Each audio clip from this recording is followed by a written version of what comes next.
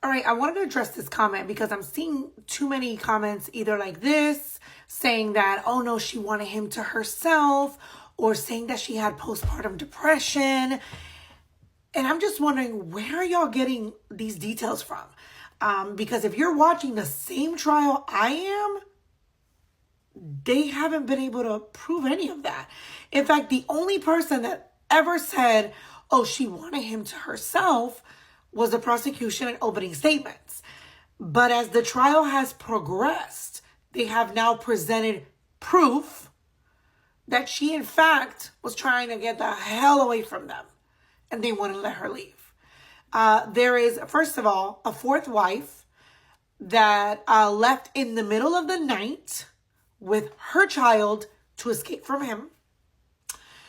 They have proof where she, again, texts her mom and her parents and says, please come pick me up. He is hurting me. He gets wind that she's in communication with her parents, and he grabs their daughter and leaves. So that when the parents come pick her up, she doesn't have her daughter. She leaves with the parents, and what does he do?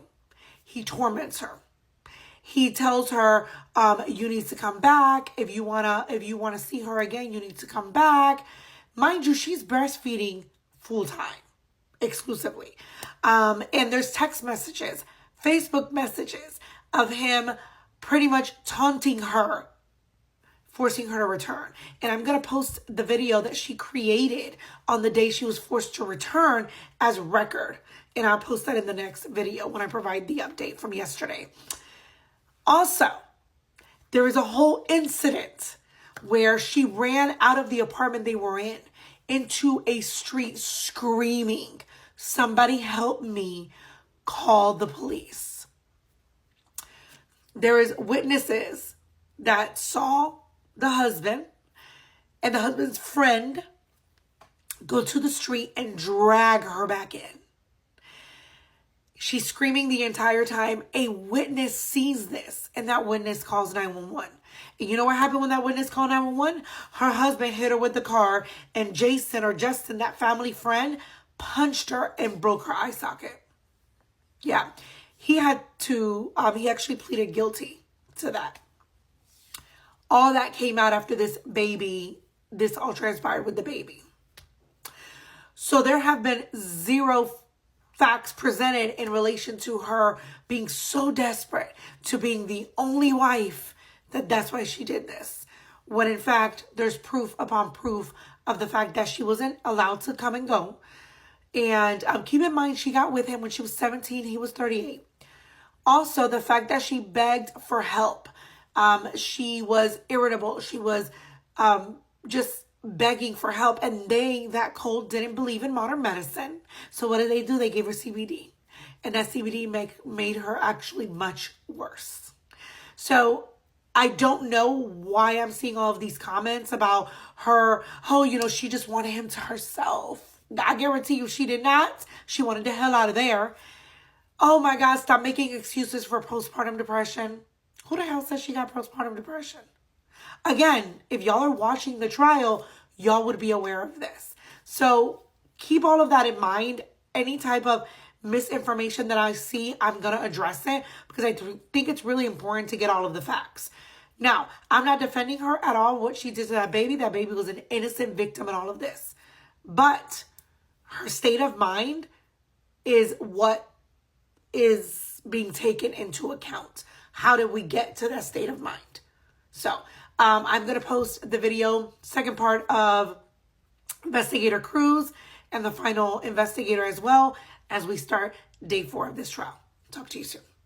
This is part 1 of day 5 of the cult mom murder trial. If you aren't aware of what's happening, Chloe is being tried for unaliving her 1-year-old. Now, according to the prosecution, she was unhappy in her marriage. She was a part of a cult where her husband, Ryan, had other wives. And, well, she was jealous. And she wanted him all to herself. And she knew that he wouldn't leave that life. And so she unalived her daughter. She's the only one with a child in the group. And she tried to unalive herself. Fortunately, the baby did pass and she survived. The defense is stating absolutely not. Chloe for the last year plus has been stating that she has mental health issues.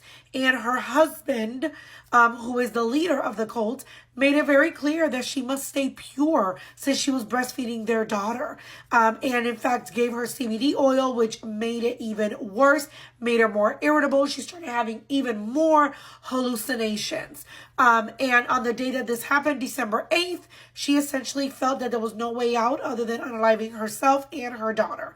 Now, this is day 5, so if you want to watch everything, opening statements, witnesses, and the forensic psychologist, please watch the previous videos. This is day 5 and part 1 of Chloe's mom. Let's get into it. All right, so let's jump forward to Thanksgiving of 2020, okay? And where were you at that time? Where were you living? Knoxville. Okay. And you lived with your husband in Knoxville at that time? I did. Okay.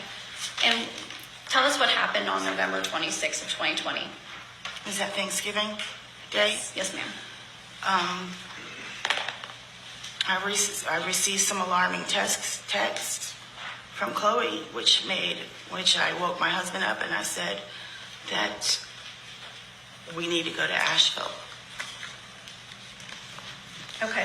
And based on those texts, what did you and your husband immediately do? Got dressed and went to Asheville. Okay. And about how far away is that for you guys? Maybe 2 hours. I don't remember. Okay. What do you remember about what time of day you arrived there? I believe we left around 11, so I'm going to say around 1:30. Okay. But you were concerned enough by the information you had received from Chloe at that time that you immediately dropped Yes. what you were doing and got in the car? Yes. Okay. And what happened when you arrived in Asheville? Chloe was there. She was distraught. She was crying. She was very upset because Brian had taken off with Hannah. Okay. So when you got there, Hannah was not there. Hannah was not there. Did you know where Hannah was at that point in time? No idea. Okay. And what did you do next? I believe we called the police. Okay. And then after calling the police, what did you all decide to do? After everything was all settled and done with, we ended up leaving Asheville without Hannah, and when we brought Chloe Back to your house in back. Knoxville? Yes. Okay. And when you got back to Knoxville, is that when you kind of became aware of everything that had been going on? Yes. Okay. It's the first time you learned that? It started trickling in. Okay. First time you learned anything about Hannah not having a birth certificate or pediatric care? That is correct. Okay. And what steps did you take from there? On Friday after Thanksgiving, I went straight to Knoxville Police Department to see if there was anything we could do. There was absolutely nothing we could do. Since it didn't happen in Tennessee, where I lived. Mm-hmm. Then I started looking on the internet and making phone calls about getting Hannah a birth certificate. I talked to Brian's mother. She gave me a phone number. On Saturday, I called the phone number that she gave me that was for the FBI. I called Memorial Hospital that was in Miami, Florida. And I just wanted to get some kind of ball rolling on getting her a birth certificate. And I will tell you, I did have to lie about that to Chloe because she was adamant of not, she did not want Hannah to have a birth certificate because Brian was ordering her not to, and to make sure that I didn't get involved in getting a birth certificate. Okay, so you were... But we were doing it behind her back. Okay, but you were trying to, at the same time, you were also trying to kind of fix those things that the Asheville Police Department and Knoxville Police Department had all told you. I was assuming that there could have been an Amber Alert out for her. That's all I wanted was Hannah back. But evidently I was wrong, and they weren't able to do anything like that. Okay. And at that point, it's because there had been no birth certificate or determination of parentage? Yes. And also because Hannah was Brian's daughter, all they had to do was I believe she had a black eye. And I also believe the police took pictures of her back because she had been dragged or thrown on the ground, and there were marks on her back. So when you went to pick her up that day, you recall her having that black eye? Yes. Okay. Without telling us what she said, did you ask her about that black eye? Do you recall? Yes. Okay. And then, so in response to all of these things that you are learning in this short period of time, were you trying to help Chloe and Hannah formulate a plan? Absolutely. Okay. And that was reflected in the steps you took to try to get the birth certificate or other things? Yes, yes. Okay. Did you get any indication at that point in time? Well, I'll move on. So during that period of time, Chloe, did you have any contact with Mr. Ben Michael when Hannah was gone? Yes. Okay. And did he say some pretty concerning things to you at that time without saying what he said? Were there things that were said that concerned you? On Thanksgiving evening, yes. Okay. And that just, again, contributed to you trying to figure out what to do next, correct? Yes, I exploded. All right. And you had never really ever had to deal with anything like this beforehand, correct? No. Okay. Was Hannah your only grandchild? Yes. Okay. And then ultimately, Chloe had been communicating with Mr. Ben Michael, correct? To try to get back to Hannah? Yes. Okay. And was she, during that time that she was separated, what was her demeanor? Just lost, confused. Okay. I don't. Well, she wasn't. She was hopeless. She was hopeless? All right, guys, I'm going to make another video, part 2 of Chloe's mom, as this, her testimony does continue. I will talk to you guys soon. Follow and like for more. Chloe Driver is currently on trial for unaliving her 1-year-old daughter. Now, according to the prosecution, they're stating that she was part of a cult, and, well, she was one of 3 sister wives, and she wanted her husband to herself. But unfortunately, he was not going to leave the lifestyle that he currently had, and you know, she was jealous, she was upset, and that's why she hurt the baby and tried to unalive herself. The defense states absolutely not. She, in fact, tried to leave multiple times and even shared with her husband that she was having paranoia, that she was hearing voices, that she needed help. And he stated, well, unfortunately, you know, they don't allow drugs. They don't believe in modern medicine. So he was like, I'm going to get you CBD oil. Didn't even let her use the one she purchased online. He got one from a friend. We have no idea where that CBD oil came from. However, apparently it increased her paranoia, her depression, all of that. And well, she felt she had no way out of the cult, even though she tried to leave multiple times.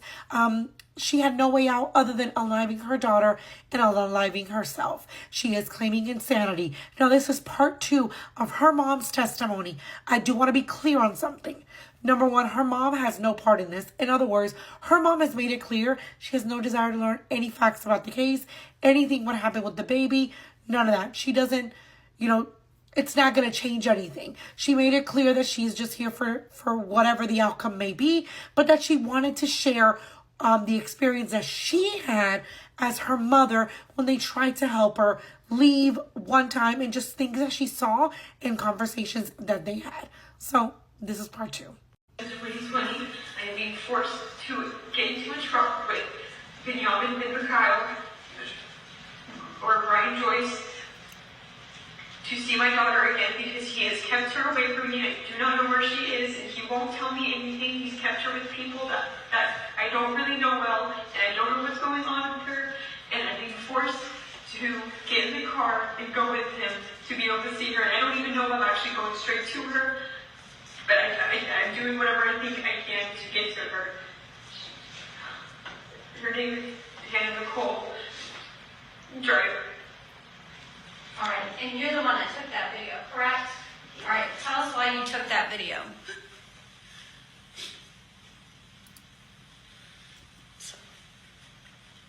And just an FYI, we're not seeing the witness at all. Because I was going to send it to the police officer in North Carolina Were you to see if he could help. I didn't know what I was doing. I didn't know how to go about getting help, even though I lived where I lived. And she was taken from Asheville, so I was going to take that video and send it to the officer in Asheville that helped us, because he was a very nice person. And he said he would help us in any way he could. When she escaped, the husband Were you took the concerned daughter. about the safety of your daughter and your granddaughter at that time? Absolutely. Okay.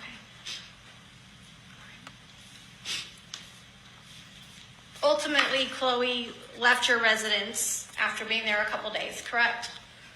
Yes. Okay. Do you recall when your next communication was from her?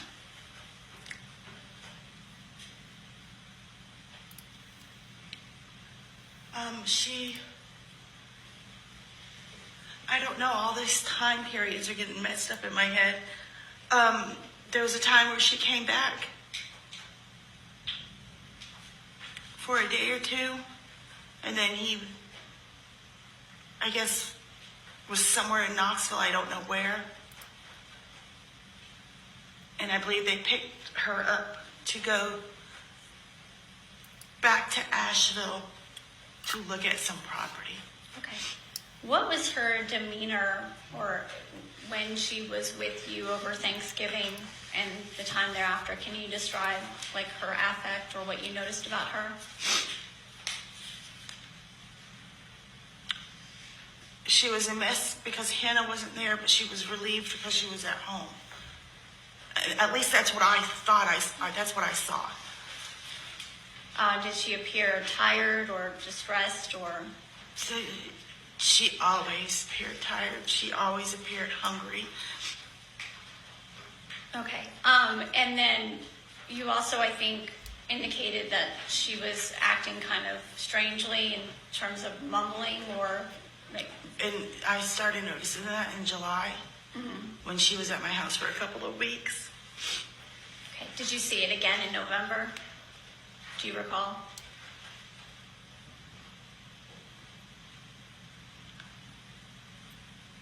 I honestly don't recall. I don't know. All right. If you would have told an evaluator in this case that that's something that you talked to, you have no reason to dispute that, though, correct? Absolutely not. And I think you already indicated that you're having a lot of issues with the memories. Absolutely. Okay. And this has been a pretty traumatic and stressful event for Yes. you and your family, correct? Okay. So she came back to you with Hannah at some point in time, correct? After? Yes. Okay. All right. And I'm going to show you what is marked. Defense 19 and 20.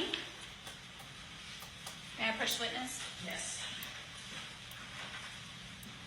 All right. If you will just take a look at these two pictures for me. Okay. All right. Do I need to admit those? No objection. You're admitted. May I publish, Your Honor? Yes, ma'am.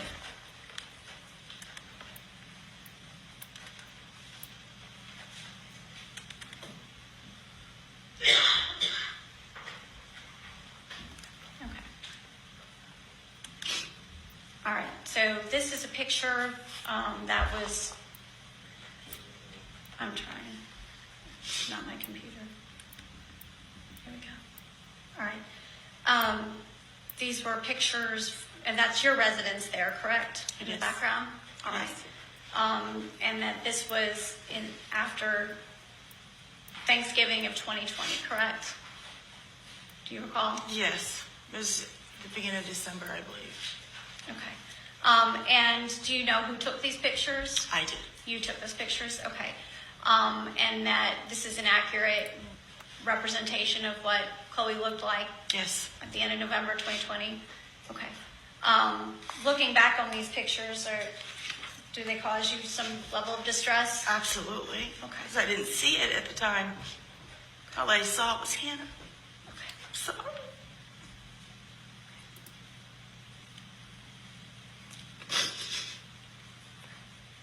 And you also took this picture as well, correct?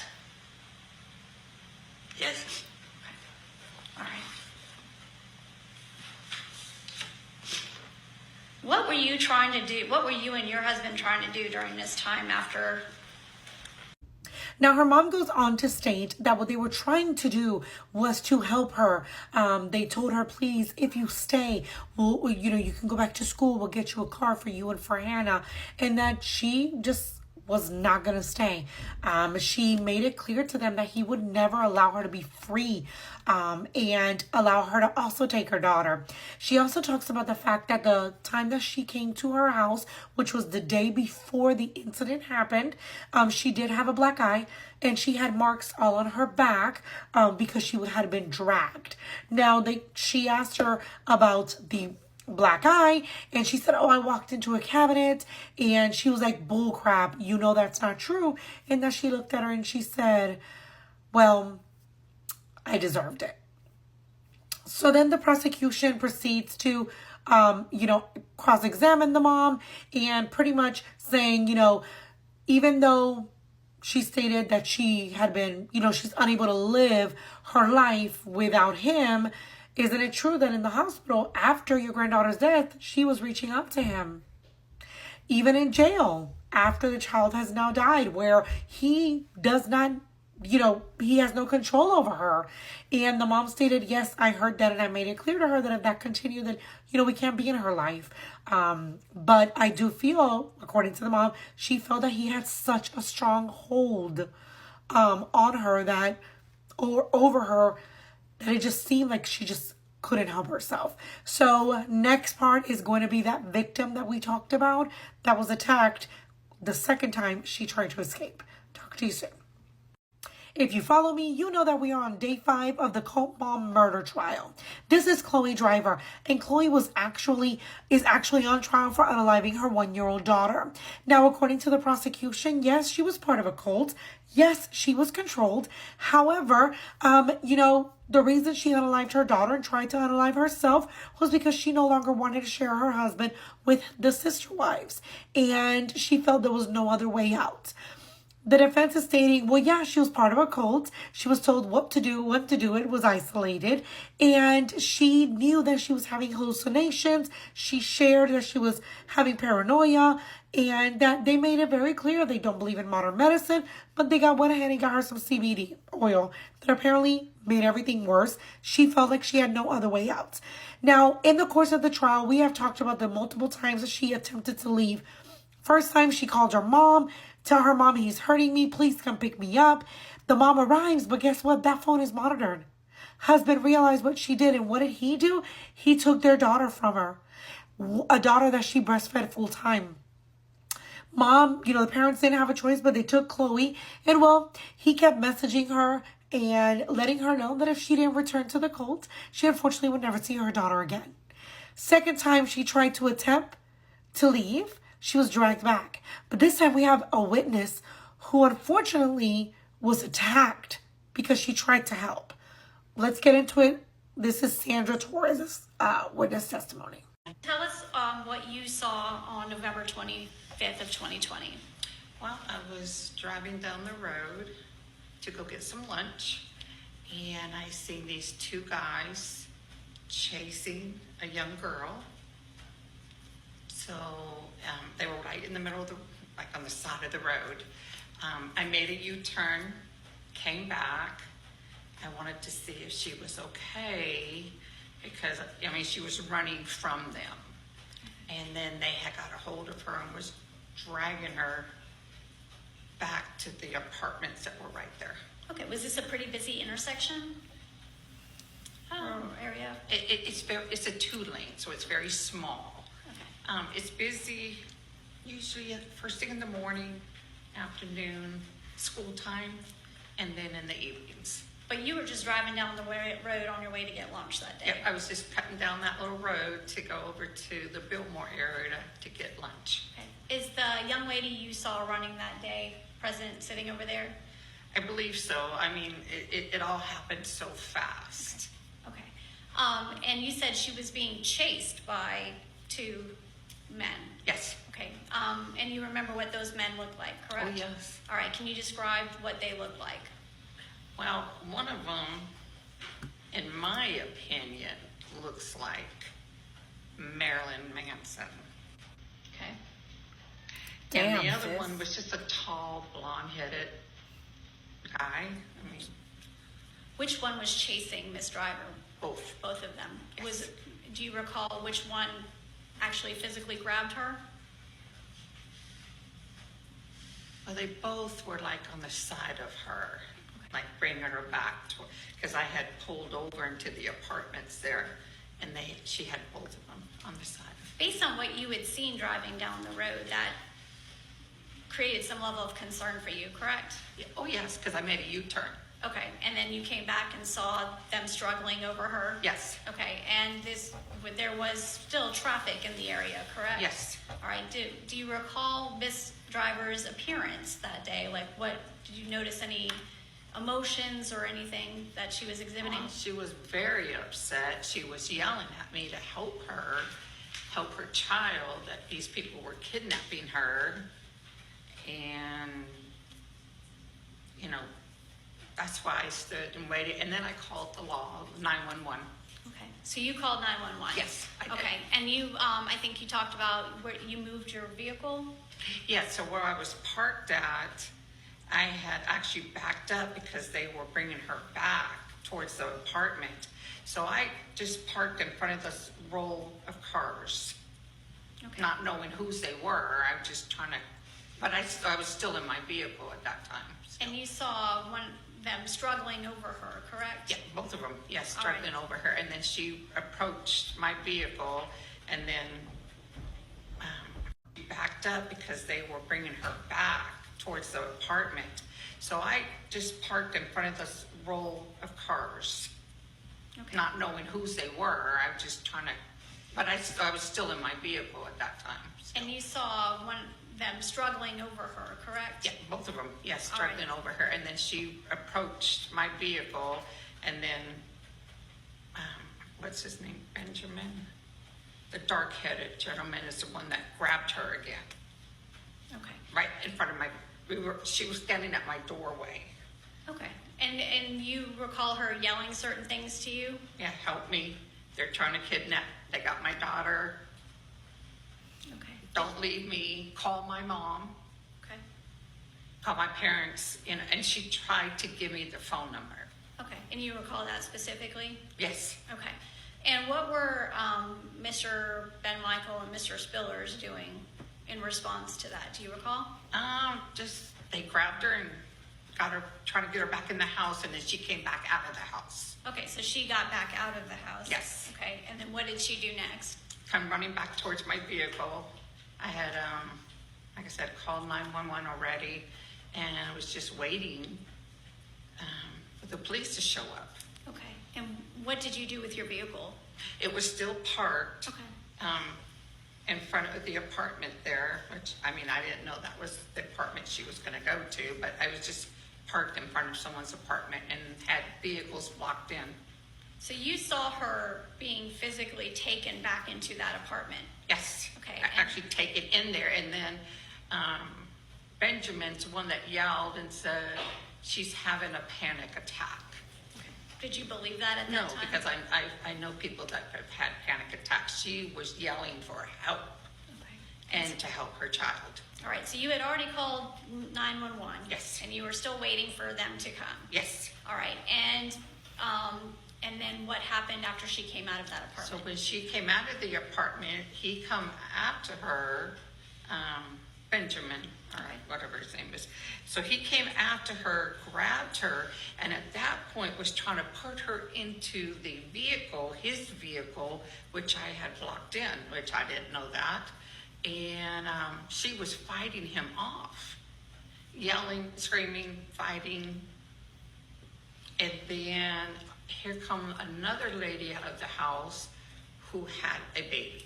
Okay, and where did that lady go with the baby? She was trying to get in the vehicle as they were trying to put her in the vehicle, and she was trying to grab her baby. So then now they're tug of warring with the baby. So I got out of my vehicle at that point. Okay. And what did you do? I went over, stuck my hand in the window, and tried to grab the keys out of the ignition. Did it seem like it was taking forever for law enforcement to show Oh, up? definitely. Okay. Because it's like, okay, where are they? What's going on? Did you get the impression that Ms. Driver in any way, shape, or form wanted to get into that vehicle with him? No. Okay. Was she still yelling at that time? Yes. Okay. Do you recall what she was saying? Just help me. Help my baby. Don't let them take me. Call my parents. All right.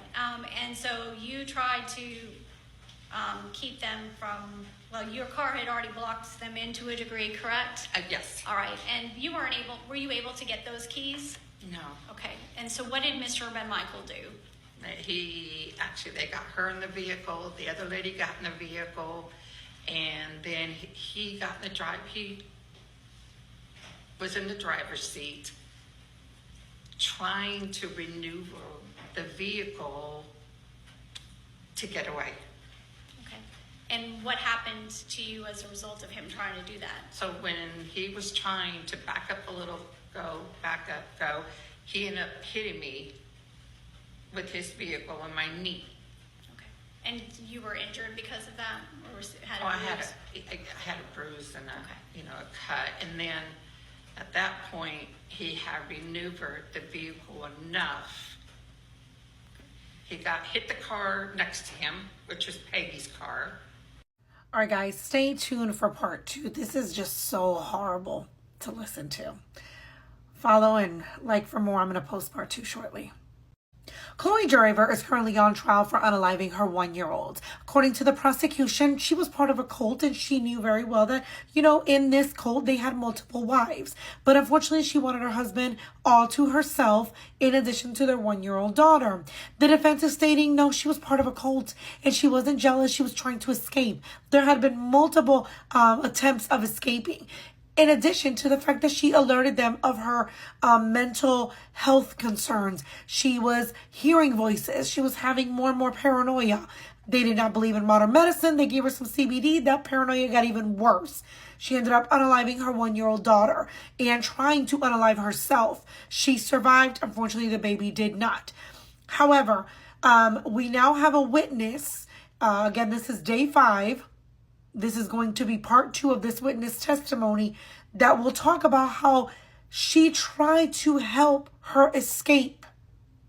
She saw her run in the middle of the road. So listen to part 1. This is part 2 of that testimony and how she was attacked for just trying to help Chloe escape. I had a bruise and She got hit by the car, and then trying to escape. At that point, he had maneuvered the vehicle enough. He hit the car next to him, which was Peggy's car. He hit Peggy's car. Hit Peggy's car. Another member of the Went cult. over an embankment that had plants and flowers and things. Went over that and then was gone. Okay. And were you concerned for Ms. Driver and the baby at that point? Yeah, I believe I called 911 again, saying that they had took off with her and the baby, and then Peggy was still there and Jason was still there. Okay. At any point in time, did you ever punch Peggy?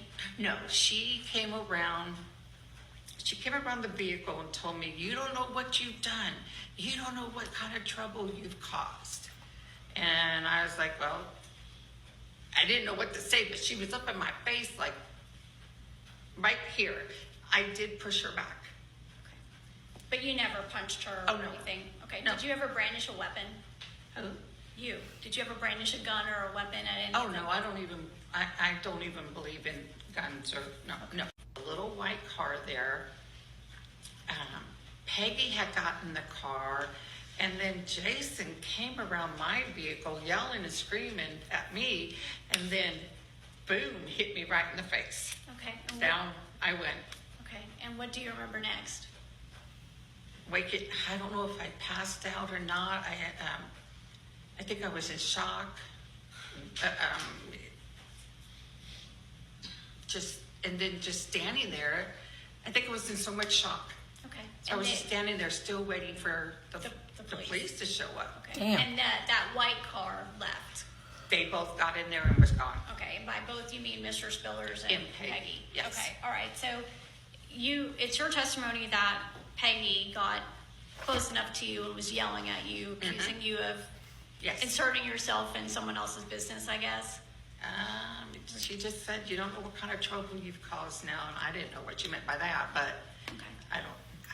So if Mr. Spillers told this jury that you punched Peggy a couple different times, that's not true? No, that is not true. Were you ever arrested or charged with anything related to this incident? No. And Mr. Spillers and Miss, or Peggy, she goes by a couple different last names, left the scene? Yes, they were gone. Okay. And ultimately you gave a police report that day, correct? Yes, I ended up, the fire truck came, the ambulance came, the police came, they took my information. There was 2 of the witnesses involved that seen everything that took place. And they asked if I wanted medical. And I said I was, because my eye was already all red inside and my nose was bleeding. And so I said, well, can you call the ambulance was there. But I told them that I was not going to go with them because they wanted me to leave my brand new vehicle right there in the parking lot. Okay. All right, I'm going to show you some exhibits that have been marked defense 21, 22, 23, and 24.